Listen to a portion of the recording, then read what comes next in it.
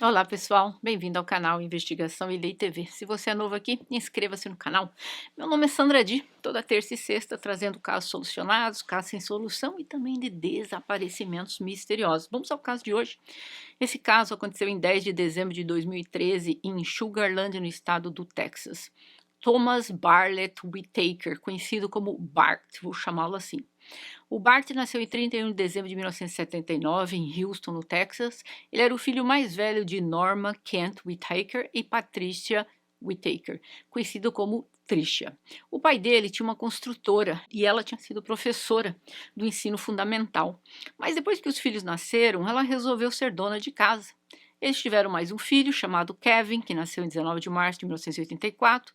Todos pensavam que a família dos Whittakers ou Whittakers era a família perfeita. As pessoas diziam que o Bart na escola tinha um senso de humor, o Kevin era popular na escola, ele foi eleito o presidente da classe júnior no ensino médio. Ele adorava caçar e pescar e também foi aluno da faculdade comunitária de Houston. O Bart apresentou alguns problemas na infância. Ele disse a outras crianças na escola que ele foi adotado. Ele disse a amigos mais próximos que estava sendo treinados para um programa governamental exclusivo, que identificava crianças superdotadas para serem treinadas como espiões. Que mente. Bart e seu pai tornaram-se ciclistas ávidos. Eles passavam horas juntos treinando em longas pedaladas. Quem disse que ele e o Bart falavam sobre tudo nessas viagens? Ele disse que eles tentaram calcular quantas milhas haviam percorrido e eram quase 15 milhas, ou seja, mais de 7.000 quilômetros juntos. Mas o Bart tinha um lado escuro envolto em mentiras que os pais não sabiam. O Bart abandonou a faculdade, mas mentiu aos pais dizendo que estava estudando. Ele ligou para seus pais e disse que havia terminado as provas e sugeriu que saíssem para jantar. A formatura dele, segundo ele, foi em 10 de dezembro de 2003. O Bart apareceu na casa dos seus pais e toda a família foi a um restaurante chamado Papado's Seafood Kitchen, um restaurante popular perto de Sugarland. Enquanto lá, a família se divertia muito. O pai dele disse que o Bart estava brincando, dando risada, e ele deu ao filho de presente de formatura um relógio Rolex. Os pais o surpreenderam com uma sobremesa no restaurante. Quando terminando de comer, voltaram para a casa do Whittaker e ao entrar na casa, o Kevin disse apenas "oh não". E vários disparos foram feitos por alguém contra o Kevin e a mãe dele. O pai ouviu o som, mas não entendeu imediatamente o que estava acontecendo. Ele disse que quando entrou na casa, viu um homem usando uma máscara de esqui parado a cerca de 2,5 metros de distância. Então, algo bateu em seu ombro. O Bart correu para dentro da casa e o intruso o seguiu. E ele começou a lutar com o intruso, mas levou um disparo no braço antes que a pessoa fugisse, deixando a arma para trás. O vizinho deles, Cliff Stanley, ouviu toda a comoção e correu para o local, onde encontrou lá todos os membros da família, infelizmente baleados. Todos estavam. E ele se ajoelhou ao lado da Tricia e perguntou o que havia acontecido, e ela gemeu e disse: ele atirou em nós. Então o vizinho ligou para a polícia e na outra linha a polícia estava com o Bart, que também estava ligando para a polícia ao mesmo tempo. E ele disse que a família toda havia sido baleada, inclusive ele no braço. E o Bart disse que o intruso saiu pela porta dos fundos e ele o perseguiu, mas não conseguiu alcançá-lo. A polícia chegou e os paramédicos levaram a Tricia para o hospital de helicóptero. E os paramédicos levaram o Kent também. Mas depois de chegar ao hospital, os piores temores do Kent foram confirmados. Tricia e Kevin haviam perdido a vida. Todos haviam sido baleados na casa.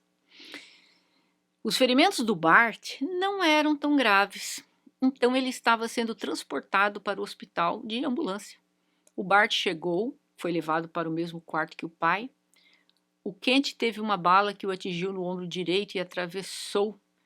Então, enquanto que o Bart estava no hospital, os detetives chegaram. E o detetive Marshall estava investigando o caso e ele levou cães de busca para ver se eles poderiam identificar para onde o atirador foi, mas parecia que os cães não conseguiam pegar o cheiro correto, porque eles continuavam perto do carro do Bart. Eles inicialmente pensaram que os Whittakers foram vítimas de um roubo que deu errado, mas após uma investigação mais aprofundada, essa teoria começou a se tornar menos provável. Os investigadores não encontraram evidências de arrombamento, a porta foi destrancada, o alarme de segurança foi desativado por quem entrou na casa. As gavetas foram abertas no quarto principal, mas nada dentro das gavetas estava perturbado. Geralmente um ladrão abre as gavetas, joga tudo o que tem dentro e leva. Não levou nada, havia objetos de valor. Mas as gavetas todas foram puxadas. Mas nada tirado, nada faltando. Estava lá o celular do Bart, todos os laptops da casa, eletrônicos, joias. Tinha até um cofre. A arma usada era dos próprios Whittakers. E ela foi retirada do cofre. Era a mesma arma que foi deixada no local, ainda com 4 balas. Alguém que teve acesso na casa tem que ter entrado para roubar e tem que ter tido acesso para poder pegar a arma, para poder extinguir a família e vai embora e não leva nada. O celular do Bart também estava lá. A polícia achou improvável que o ladrão foi sem uma arma e só encontrou a arma na casa. E essa arma estava numa parte isolada, dentro de um cofre. Que ladrão que vai numa casa pela primeira vez? Não vou levar nada. Ah, revirei a casa de ponta cabeça, achei, pronto, tá aqui a arma que eu preciso, agora eu vou fazer o roubo. Entra na cabeça de vocês isso? A arma estava registrada no nome do Kevin, porque estava dentro da casa, era dele. Os detetives interrogaram o Kent e o Bart no hospital. Um repórter que estava cobrindo o caso descobriu que o Bart não havia se formado na universidade, como ele falou para os pais. A escola disse que ele nem estava matriculado lá. A polícia voltou ao hospital no dia seguinte e informou ao Kent de suas descobertas. Eles deixaram claro que o filho dele, o Bart, era o suspeito e que o Bart estava mentindo. E isso definitivamente fez dele o suspeito principal. O Kent estava furioso. Ele começou a gritar com o filho, dizendo: "O que você estava pensando? Você nem estava na escola. Como você fez para mentir? Por que você mentiu para nós sobre a sua formatura?" Mas lógico que ele não acreditava que o filho tinha sido o mandante de uma coisa dessa.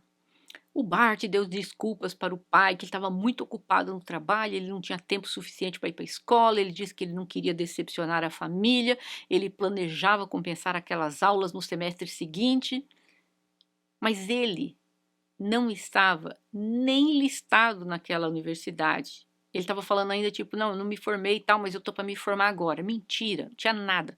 O cara simplesmente tinha 3 anos pela frente para se formar. O Kent disse ao filho que por causa da mentira dele, a polícia agora o considerava um suspeito. Menos o Kent. O Kent disse à polícia que eles deveriam estar procurando a verdadeira pessoa que fez aquilo com a família dele, ao invés de perder tempo com o filho dele. E o Bart garantiu que ele não tinha nada a ver com isso, mas que com o passar dos dias a polícia colocou cada vez mais o foco no Bart. O Bart tinha um histórico de invasão no passado. Quando ele estudava no colégio, ele roubou vários laptops junto com os amigos.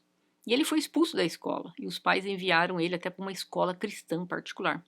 O Bart já havia se envolvido em um plano para tirar a vida dos pais 2 anos atrás. Mas os pais não sabiam. Quando o Bart estava cursando a universidade, ele havia feito planos com um ex-colega da escola da universidade, um rapaz chamado Adam Heap, para tirar a vida dos pais dele e do irmão. Um conhecido do Bart ouviu o Bart falando sobre o plano no dormitório, chamou a polícia para denunciá-lo. A polícia em Sugarland relatou para o Kent e Patricia, mas o Bart foi capaz de convencer os pais que tudo foi um mal-entendido. Em 15 de dezembro, o Adam Heap entrou na delegacia da polícia alegando ter informações sobre o caso contra o Bart. Ele disse aos detetives que o Bart o havia recrutado para tirar a vida do irmão e dos pais anteriormente, para que ele pudesse herdar a parte do seu pai no negócio de construção. O Adam contou ao detetive como o Bart planejou tudo. A família iria sair à noite, ele poderia entrar na casa por uma porta dos fundos destrancada e esperaria que eles voltassem para casa. Quando a família entrasse em casa, o Adam disse ao detetive que ele deveria atirar no Kent, na Trisha e no Kevin, então atirar apenas no braço do Bart para tirar as suspeitas dele. O Adam desenhou um mapa da casa dos Will Taker que detalhava onde ficava a porta da frente, onde ele deveria se esconder, e eis que o mapa combinava perfeitamente com o que havia acontecido 5 dias antes. O Adam disse que o plano foi cancelado quando alguém ouviu o Bart falando sobre o plano e que eles, os Will Takers, foram notificados sobre o plano. Isso 2 anos atrás, ele contando, né? Para a polícia. Ele foi na polícia agora para contar que isso tinha acontecido no passado, ele já havia denunciado isso no passado. Na época, o Kent e a Trisha pensaram que a ideia era absurda e depois que o Bart explicou que era um mal-entendido, todos aparentemente esqueceram tudo e o detetive, imediatamente após ouvir tudo isso, suspeitou mais do que nunca do Adam. Pensando, é possível que esse atirador seja ele, mas a polícia contactou o empregador do Adam, que confirmou que não, o Adam tinha trabalhado até tarde na noite do dia 10. O detetive rastreou o colega de quarto do Bart, Justin Peters, e eles confirmaram ter feito o plano, sim, com o Bart, e que ele recrutou outro estudante, o Will Anthony, em 2000, para tirar a vida dos pais, e que ele e o outro amigo do Bart, na verdade, chegaram à casa dos Will Taker. Mas quando eles tentaram abrir uma janela do fundo da casa, um alarme disparou e os dois fugiram. Em outros planos, o Bart havia discutido incendiar a casa do lago dos seus pais com eles dentro. O Kent e o Bart saíram do hospital e voltaram para casa juntos. As autoridades avisaram o Kent que o Bart era o principal suspeito, mas o pai estava inabalável em seu perdão, seja lá porque o filho tivesse feito com a esposa e até com o filho dele. Ele disse que se fosse o filho dele, ele realmente perdoaria. Os detetives continuaram na investigação e a polícia chegou até Chris Brasher. Bart e Chris trabalhavam juntos no Bentwater Yacht, no Country Club, no Lake Conroe. E a polícia chegou também ao nome de Stephen Champagne, que morava 2 casas abaixo da casa do Bart. Stephen trabalhava como bartender no mesmo clube de campo. Chris e Steven negaram qualquer envolvimento no caso dos Will Taker, mas ambos concordaram em serem entrevistados e enviarem amostras de DNA. A polícia disse ao Chris que eles tinham evidências ligando-o diretamente ao caso, mas ele não quis falar sobre isso. O Adam Heap contratou um advogado que o ajudou a fazer um acordo com as autoridades para não ser processado pelo plano anterior, lá no ano 2000, de tirar a vida dos Will Takers. Porque a polícia resolveu, agora que você veio contar isso, então vamos processar pelo passado, mas ele contratou um advogado para isso. O Adam teria que gravar, aí a polícia fez um acordo com ele. Vão ter que gravar a conversa sua com o Bart a respeito disso. Aí ele pegou, telefonou para o Bart. O Bart disse que sabia, disse para ele que sabia que ele estava envolvido no crime porque aconteceu exatamente da mesma forma com o plano que eles haviam feito 2 anos antes. O Bart, então, acabou concordando em pagar $20 mil se o Adam não falasse nada a respeito. Ele não sabia que o Adam já tinha contado tudo para a polícia que eles tinham programado antes. Mas o que ele não sabia é que estava sendo gravada a conversa pela polícia. Isso mesmo, o rapaz fingiu. Olha, foi você. Poxa vida, a gente combinou isso 2 anos atrás. Foi você, não foi? Aí ele, tá, mas por favor, não fala pra polícia, eu pago $20 mil. Saber que o cara já tinha contado tudo. 7 meses após o ocorrido com a família, o Bart disse a seu pai que estava indo para o clube e que o veria pela manhã. Essa foi a última vez que o Kent viu seu filho por um bom tempo. O Bart havia desaparecido. O Kent teve que aceitar que a única razão pela qual seu filho fugiu é porque ele era culpado e estava envolvido no que ocorreu com a família dele em junho de 2004. O carro do Bart foi encontrado abandonado no sudoeste de Houston, Texas. O motor ainda estava ligado e ninguém tinha ideia onde o Bart tinha ido. As autoridades mantiveram pressão sobre os jovens lá, o Chris e o Stephen, e a polícia grampeou o telefone de ambos os homens, mas nenhum deles falaram uns com os outros. Mas o Steve finalmente disse aos investigadores que queria confessar. Em 28 de agosto de 2005, ele contou o que havia acontecido na noite de 10 de dezembro de 2003. Ele não sabia com antecedência de que teria que tirar a vida dos Will Takers. Ele apenas ajudou o Chris a descartar as evidências. O Steven falhou no teste do polígrafo e as autoridades retiraram uma oferta de imunidade que tinha dado para ele. Foi revelado durante o depoimento. Steven disse que quando o Bart dirigiu para a casa dos seus pais na noite fatídica, ele se escondeu na SUV, no carro, enquanto o Bart se encontrava com a sua família e todos haviam saído juntos. O Steve os seguiu até lá e ficou de olho neles enquanto eles tinham entrado na casa pela porta dos fundos, que o Bart destrancou propositalmente. O Chris abriu umas gavetas do quarto principal, mas não pegou nada dentro. Ele entrou no quarto do Kevin e ele usou uma alavanca para arrombar o cofre da arma. Por quê? O rapazinho lá, né, tinha falado para ele, o Bart, a arma tá lá no quarto do meu irmão, tá? Vai lá e arromba e pega e elimina. O Bart mandou uma mensagem para o Chris para avisá-lo que estavam voltando para casa. Tá ele lá no restaurante comemorando a formatura, mas mandou uma mensagenzinha: estamos chegando em breve. O Steve seguiu os Whittaker voltando do restaurante e indo para casa. Ele deu até a volta no quarteirão, estacionou ao lado da casa, atrás da casa dos Whittakers. O Chris se posicionou perto da porta, o Kevin entrou primeiro e o Chris atirou nele no peito. Depois o Chris atirou na trixa. Em seguida, o Kent entrou e levou também um tiro de bala no ombro, que não atingiu o coração. E felizmente ele sobreviveu ao ferimento e depois atirou no braço do Bart, que era o combinado. Stephen disse que o Bart havia oferecido a eles uma parte de pagamento do seguro de vida que ele receberia quando a sua família inteira não estivesse mais viva, totalizando o seguro $1 milhão. Mas na realidade o Bart não conseguiu o seguro de vida, pois seu pai sobreviveu. O Chris e o Stephen foram presos e a polícia emitiu um mandado para prender o Bart, mas ninguém sabia onde o Bart estava. Ele havia roubado entre 7 e 10 mil dólares da casa de seu pai e fugiu para o México. E lá ele começou a usar um nome Rudy Rios, ou Rudy Rios, e se estabeleceu em uma pequena cidade chamada Ciralvo.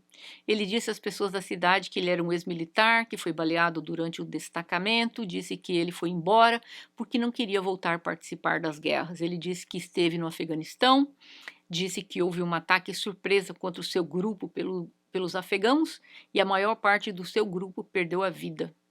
E, infelizmente, um dos tiros até acertou o ombro dele. O Bart conseguiu encontrar um pequeno apartamento e começou a trabalhar como diarista.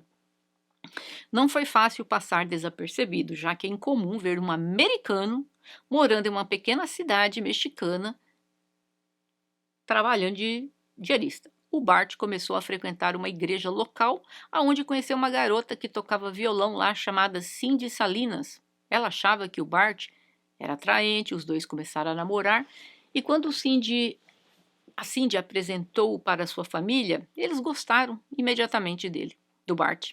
Gostaram tanto do Bart que a família deu um emprego para ele na loja de imóveis da família. O pai da jovem disse que Bart era um dos seus melhores funcionários, ele era obediente e trabalhador. A Cindy disse em uma entrevista posterior que o Bart disse que ele era filho único e que nunca amou sua mãe e ela também nunca o amou. Ele disse que sua mãe fazia programas com homens em troca de dinheiro, que era uma mentira. Então a sua família nunca mostrou amor por ele. A verdadeira personalidade do Bart eventualmente começou a aparecer com o tempo. A Cindy o viu mexendo no cofre da família, aonde a família guardava o dinheiro e objetos de valor. E ele disse: eu quero abrir a caixa para ver o que tem dentro. Então você e eu vamos ficar com o dinheiro. E ela ficou assim: quê? ficou assustada, mas não deu importância. Após um tempo, a Cindy teve uma discussão com a mãe dela. Acabou quebrando um violão com raiva.